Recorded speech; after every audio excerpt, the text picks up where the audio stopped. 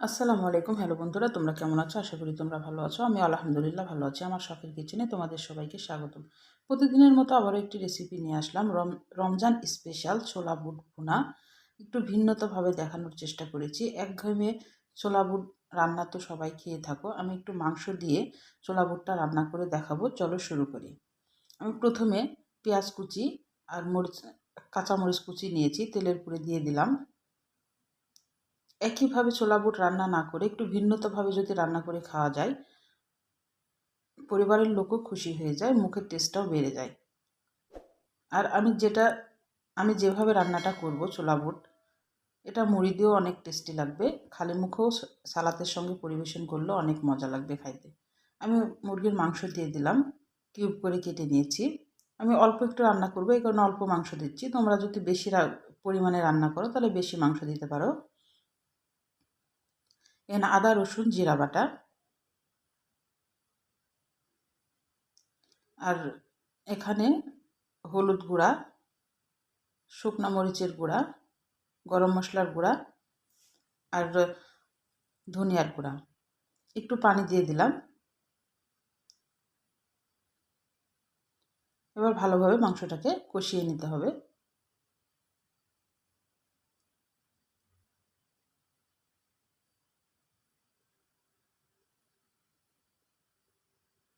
মাংসটা ভালোভাবে নেড়ে একদম কষিয়ে নিতে হবে।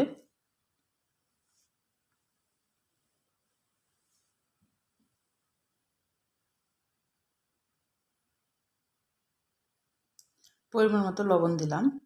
আমি বুটে সিদ্ধ করাতে লবণ দেওয়া আছে, এখানে মেপে দিতে হবে লবণটা। আর 1 ফোঁটা করে আমি কেওড়া জল আর গোলাপ জল দিলাম। আমি বললাম একটু ভিন্নতাভাবে রান্না করব। আর এই বুটকে সারা রাত ভিজিয়ে রেখেছিলাম, তোমাদের এটা দেখাই নাই। ভিজিয়ে রেখে প্রেসার কুকারে 5টা সিটি দিয়ে এটা সিদ্ধ করে দিয়েছি। এবার বুটগুলা দিয়ে দিলাম, দিয়ে এবার ভালোভাবে নেড়ে নিব। একটু পরিমাণ মতো পানি দিলাম, বুট সিদ্ধ আছে, মাংস আগে কষাই নিয়েছি ভালোভাবে। অল্প একটু পানি দিয়ে এবার সুন্দর করে কষিয়ে রান্নাটা করে নিতে হবে। এভাবে বুটটা রান্না করে একবার খেয়ে দেখতে পারো বন্ধুরা, অনেক টেস্টি, অনেক মজা লাগে। এটা মুড়ির সাথেও জমে যায় এবং সালাতের সাথেও যদি পরিবেশন করা যায় তবুও অনেক টেস্টি লাগে। বাচ্চাদেরকে দিলেও চিকেনের বাহানাতে বাচ্চারা কিন্তু অনায়াসে বুটটা খেয়ে ফেলবে, এভাবে যদি রান্না করে দিতে পারো। এবার ঢাকনা দিয়ে ঢেকে দিলাম।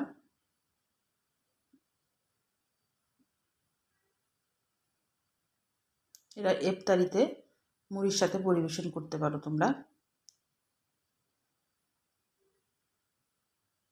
এবার ভালোভাবে একটু ভেজে নিতে হবে। পানি শুকিয়ে গেছে, উপরে তেল উঠে এসেছে। এবার কয়েক মিনিট মতো নেড়ে ভালোভাবে ভেজে নিতে হবে। আর আমি যে মশলাগুলো অ্যাড করলাম এই মশলাগুলাই দিবা। একটু কেওড়া জল, একটু গোলাপ জল দিলে এর সেন্ট একদম বিয়ে বাড়ির সেন্ট আসে, অনেক টেস্টি লাগে।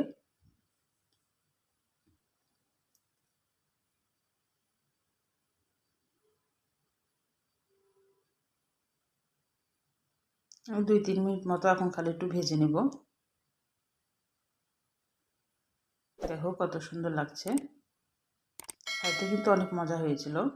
এবার পরিবেশন করে তোমাদের একটু দেখাচ্ছি। আমার রান্নাগুলো যদি তোমাদের ভালো লাগে প্লিজ আমার চ্যানেলটাকে সাবস্ক্রাইব করে দিও, একটা লাইক দিয়ে আমার রান্নাটা দেখা শুরু করো। আর ছোট্ট একটা কমেন্ট করে জানাও আমার রান্নাগুলো কেমন লাগে। আর বেশি করে শেয়ার করে দিও বন্ধুদের মাঝে। তোমাদের একটা লাইক, একটা কমেন্ট আমাকে অনেক উৎসাহ করে। আমি একটু টমেটো কুচি আর গাজর কুচি দিয়ে এটা একটু পরিবেশন করে দেব, সাজিয়ে দেব। এই সালাতের সঙ্গেও কিন্তু বুটটা অনেক মজা লাগে খাইতে। তাহলে আজকের মতো বিদায় নিচ্ছি। তোমরা সুস্থ থাকবা, ভালো থাকবা, পরিবারের খেয়াল রাখবা। আল্লাহ হাফেজ।